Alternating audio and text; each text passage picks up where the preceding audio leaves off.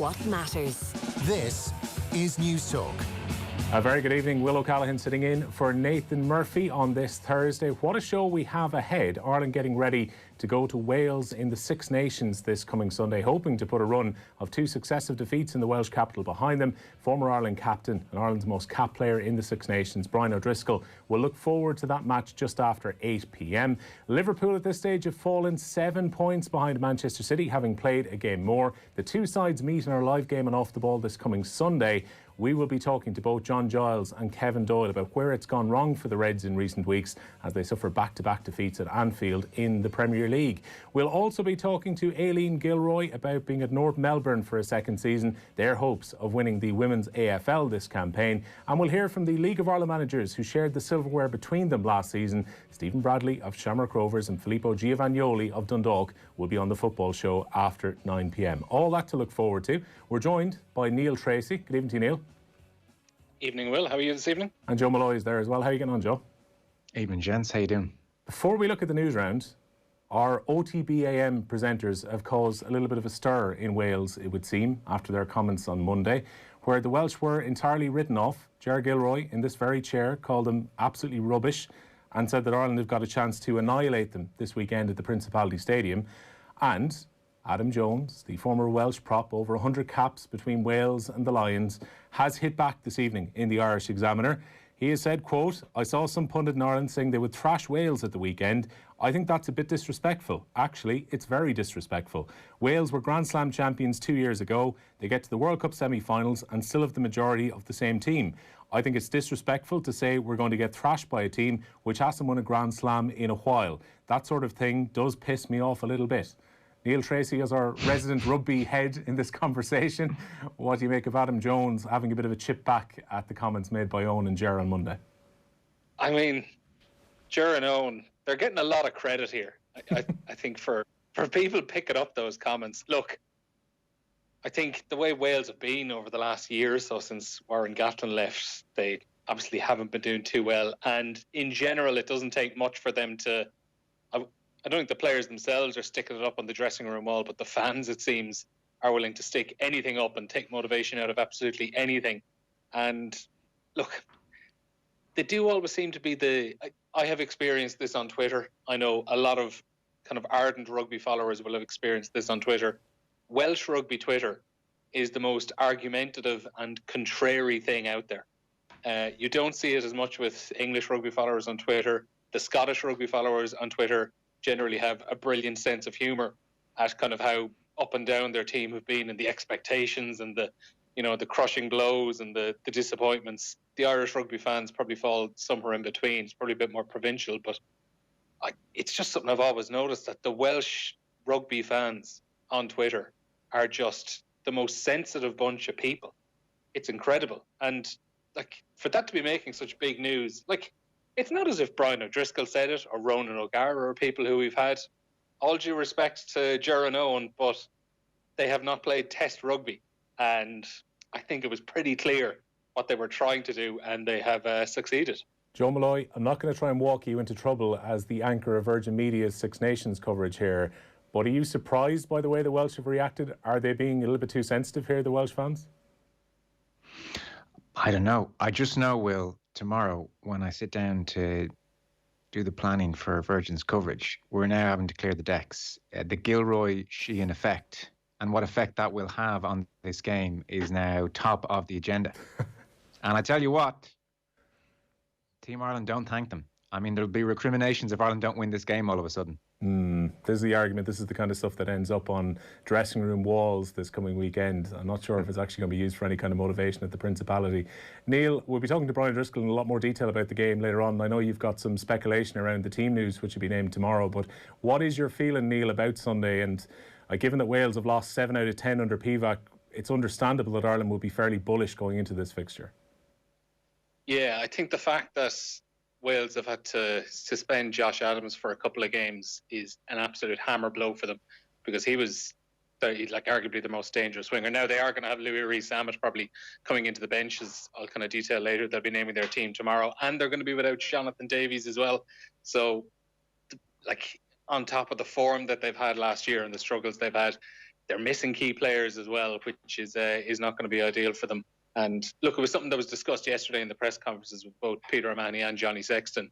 Ireland's record in Cardiff, in the Six Nations at least, is absolutely brutal. They haven't won there since 2013.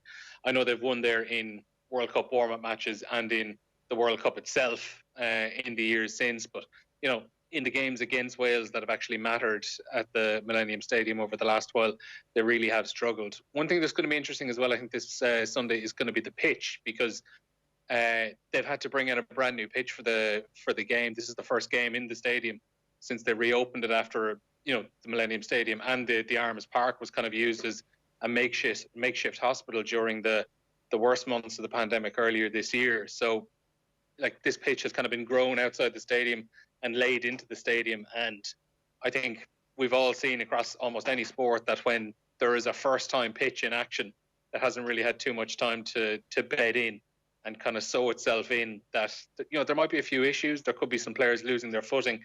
I'm actually looking forward to seeing what impact that's going to have.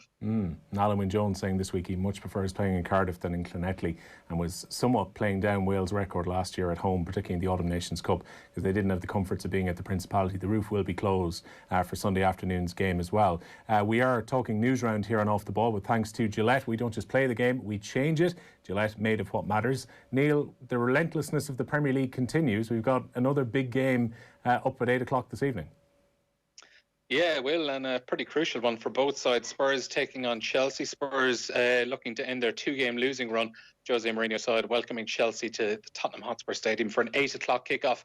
The team news is in. José Mourinho making 3 changes from the Spurs side that began the 1-0 defeat to Brighton on Sunday. Serge Aurier, Eric Dyer and Carlos Vinicius come into the 11, with Joe Rodon, Davinson Sanchez and Gareth Bale all dropping to the bench. Obviously, Harry Kane is still injured again. They start with Lloris, Aurier, Alderweireld, Dyer and Davies, Højbjerg and Ndombele and Sissoko in midfield, with Son and Bergwijn supporting Vinicius. Matt Doherty on the bench for Spurs. Just the one change for Thomas Tuchel's side from the Chelsea 11 that began their 2-0 win against Burnley. Reece James comes in with Tammy Abraham among the substitutes, along with Hakim Ziyech, Christian Pulisic and Olivier Giroud. But there's no place in the squad whatsoever for Kai Havertz. Chelsea start with Mendy in goals. They're going with Azpilicueta, Silva and Rudiger. It looks like a 3 at the back, with Reece James and Callum Hudson-Odoi wing backs. Jorginho, Kovacic in midfield, with Alonso, Mason Mount and Timo Werner starting up front, with Christensen, Abraham, Chilwell, Ziyech, Kante, Emerson, Pulisic and Giroud all on the bench. Well, Joe, Matt Doherty, it's turning into a little bit of a nightmare for him at Spurs. He got a right rollicking from José Mourinho, who ended up playing 2 halves right in front of his manager, because he played left back in the first half against Liverpool and then right back in the second, and players were drifting past him. He didn't get on the ball a whole lot in the opposition half, and now he finds himself on the bench again. I would think this has to be a concern for Ireland coming into March, that Matt Doherty, a player who was in really good form after the restart in the Premier League, is now bang out of form. Yeah, it is a concern, really. I mean, thankfully there's Seamus Coleman there, so it's not the crisis that the Shane Duffy situation is. Maybe in Duffy's case you have Egan and Clark to come in, who are both playing, but Duffy obviously has been a mainstay, and that's a trickier dilemma, I think, for Stephen Kenny.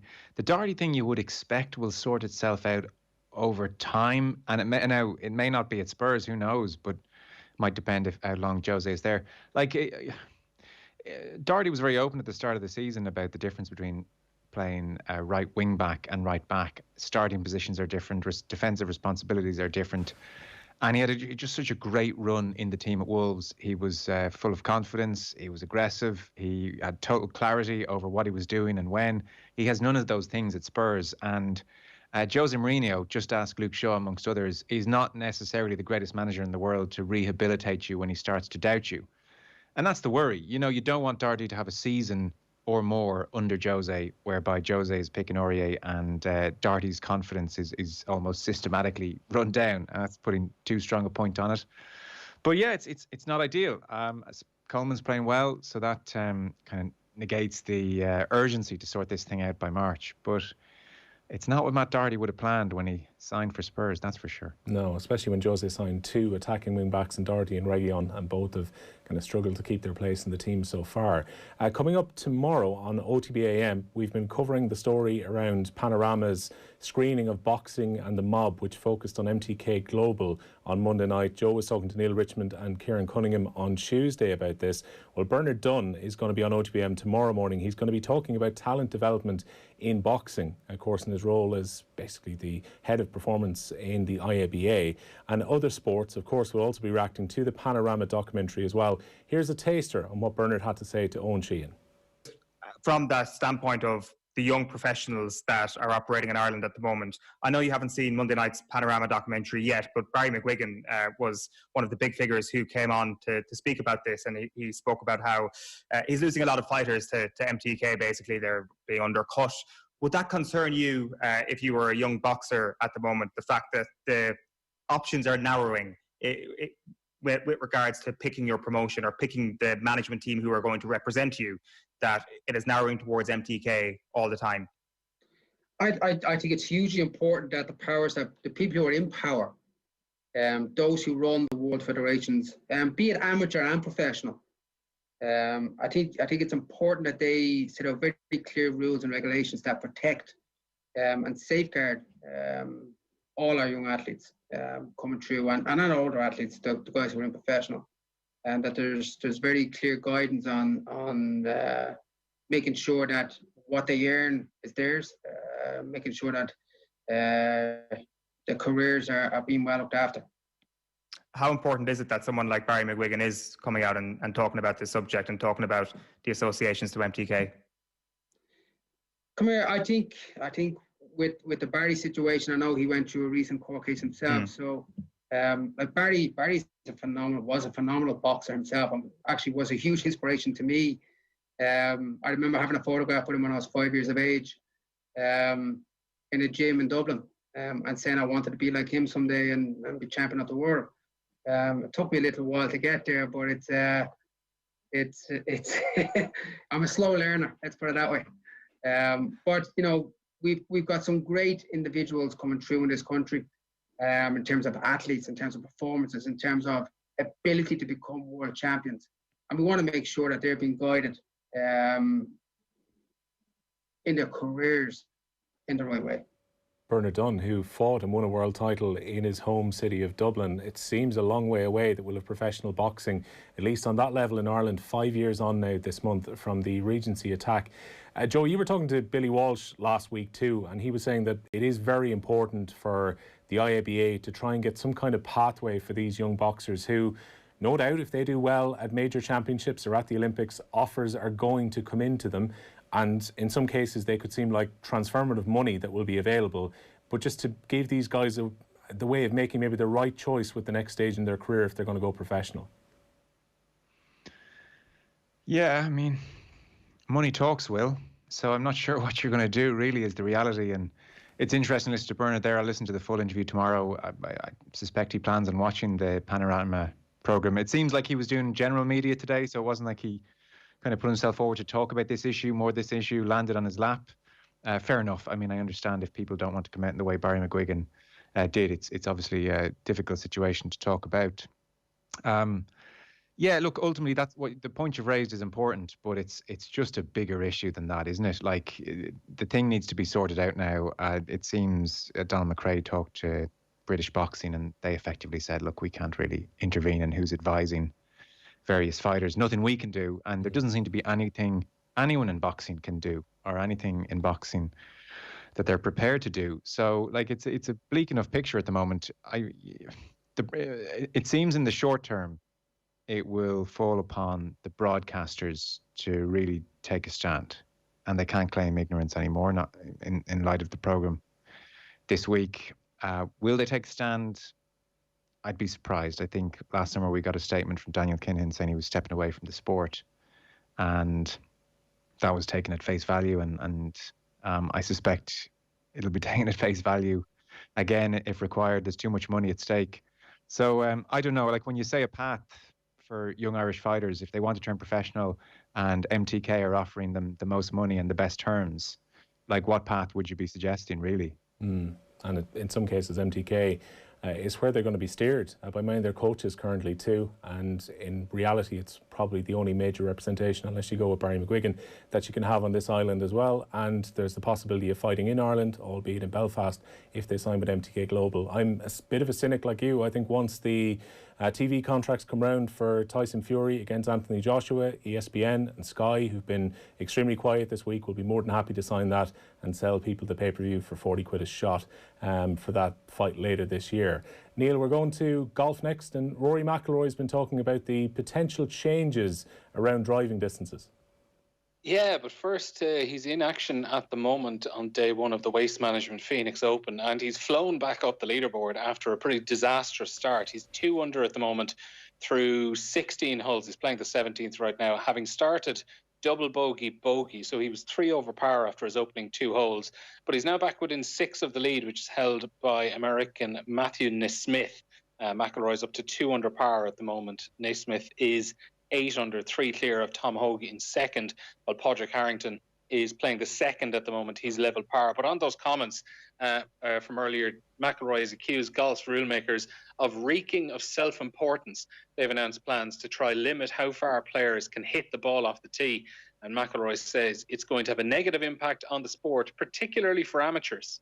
I feel the R&A and the USGA are looking at golf through a tiny, narrow little lens that pertains to 0.1% of golfers.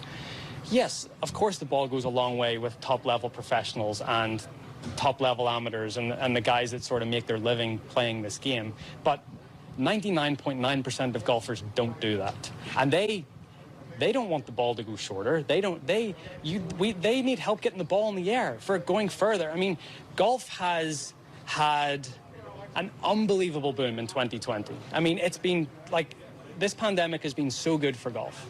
And the fact that they're looking at the wrong thing, they spent millions of dollars doing this distance insights report, which I think it's not going to change the game at all. You know, they might put new regulations on manufacturers. Manufacturers are going to find a way to get around them. That's how good they are.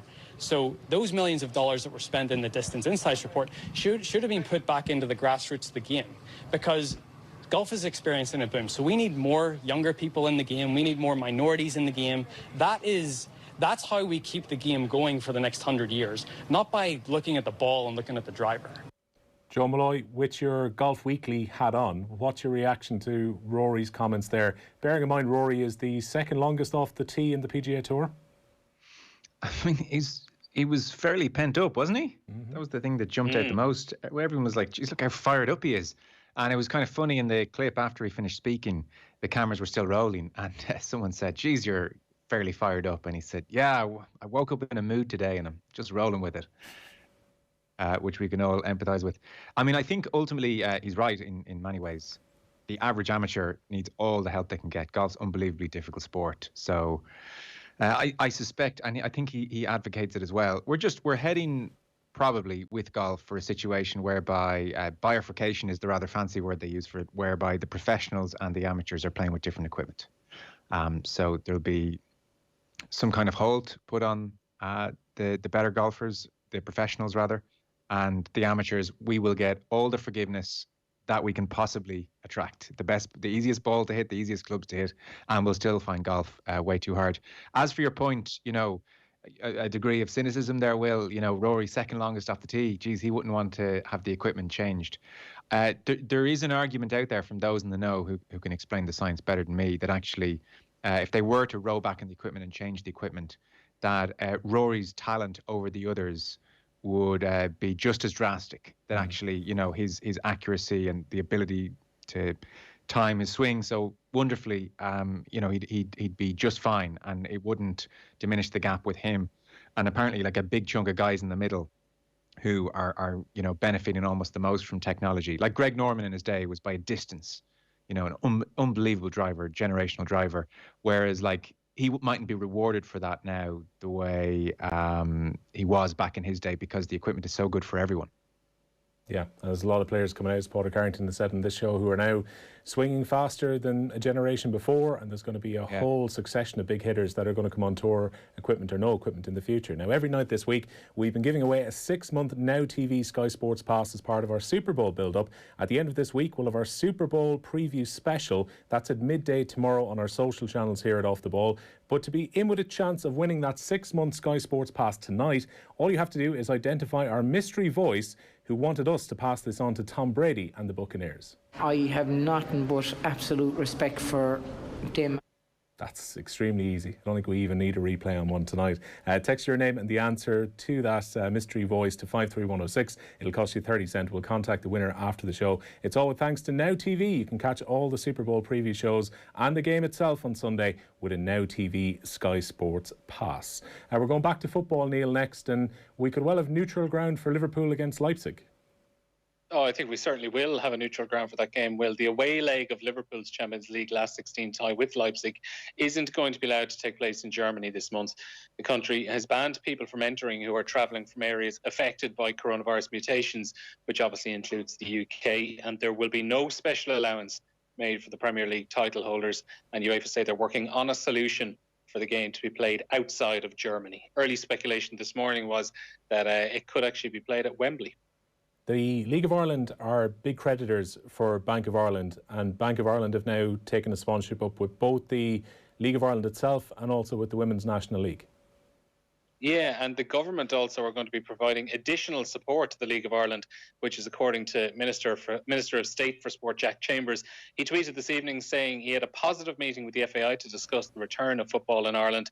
The FAI unveiled a €3.6 million package to clubs in recent days, with the league set to get underway on the 19th of March. Meanwhile, Australian Open organisers are confident that the first Grand Slam of the year will go ahead as planned on Monday. That's despite 160 players still waiting for the results of coronavirus tests. More than 500 people connected with the tournament were told to isolate by Melbourne health officials yesterday after a hotel worker tested positive. Play at 6 warm-up events and the draws were postponed today. So the draw is going to take place tomorrow, and players will be allowed out of isolation once they return a negative test. The Welsh and Irish teams will be named for Sunday tomorrow lunchtime, but we're getting a bit of a hint as to how the Welsh 15 might be shaping up.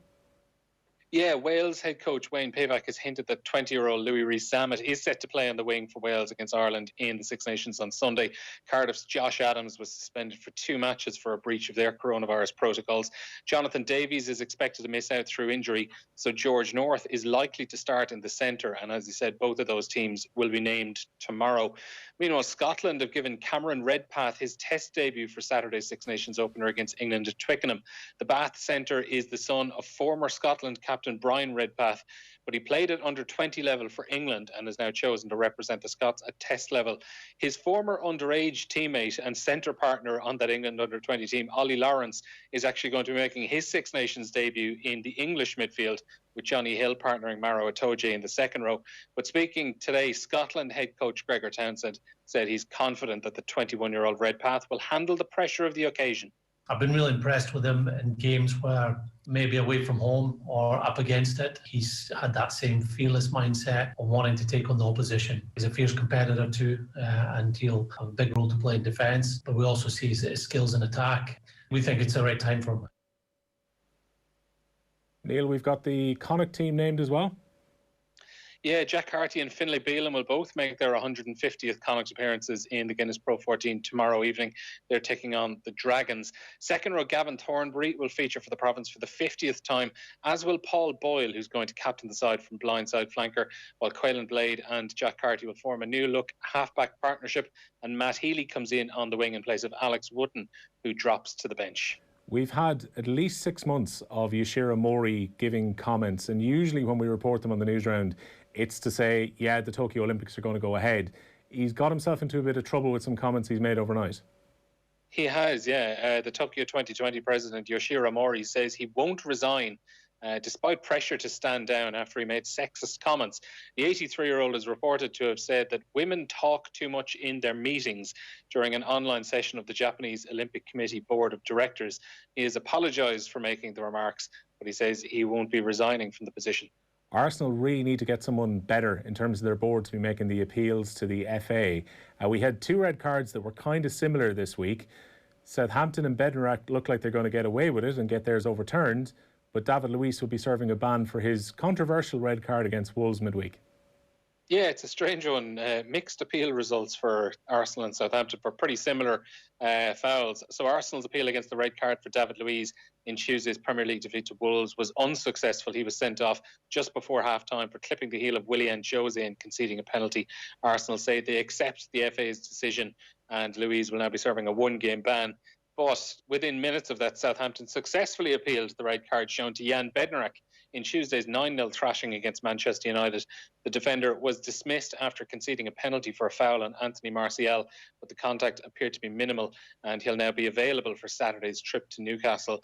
I think what might have clinched it for Bednarak was, after the game, Ole Gunnar Solskjaer admitting he didn't think that it was a red card. That might have just tipped things in the balance of him when it came to the appeals, and why it was different to David Luiz, perhaps.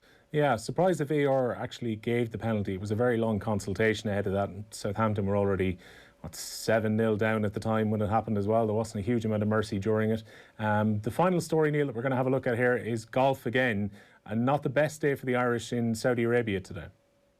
Yeah, so Shane Lowry, Graham McDowell and Cormac Sharvin, they're all level par after day 1 of the Saudi International on the European Tour, but they're 9 off the lead, which is held by England's David Horsey. And elsewhere for Ireland, then Paul Dunne is 3 over par after he shot an opening day 73.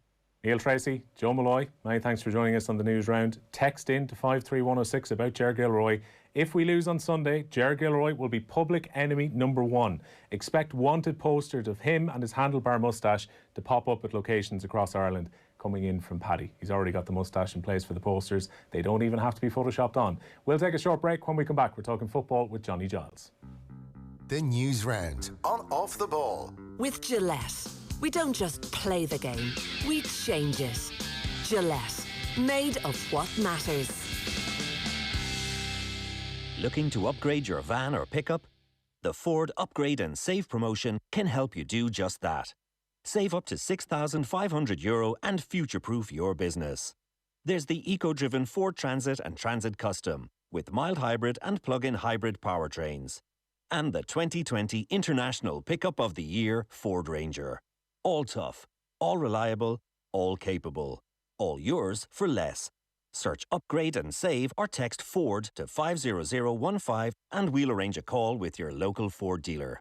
Texts cost a standard rate. Vehicles must be registered by February 28th. Terms and conditions apply. See Ford.ie for full details. We're getting better at talking about our mental health. But we're still not great at asking for help. Are you prioritising mental health in your workplace? And looking for the right team to back you? Then talk to I Am Here, the Irish-based global leader in mental health and well-being. Visit IamHereTribe.com and make mental health the #1 priority for your team. Free live streaming on all UK and Irish horse races now available on the Boyle Sports app. Fancy that informed striker? Markets now available on shots, left foot, right foot and headed goals. Track your bets and cash out, or stick to your guns with cash out now available on 12 different sports. Boyle Sports. This is betting. Gamble responsibly. See gamblingcare.ie 18+. You're the one who knows that speed limits are the limit, not a suggestion. That hazard lights don't make double parking okay, yet you get nothing in return. Well, the revolution you've been waiting for is here. Aviva are shaking up car insurance for safe drivers with a no-claims bonus discount of up to 50% at 5 years, a 20% no penalty points discount, and a 20% advanced driver discount. Buy your policy and join the safe driver revolution at aviva.ie. For car insurance, you're safe in the hands of Aviva. Acceptance criteria, terms and conditions apply. Offer subject to minimum premium of €280. Advanced driver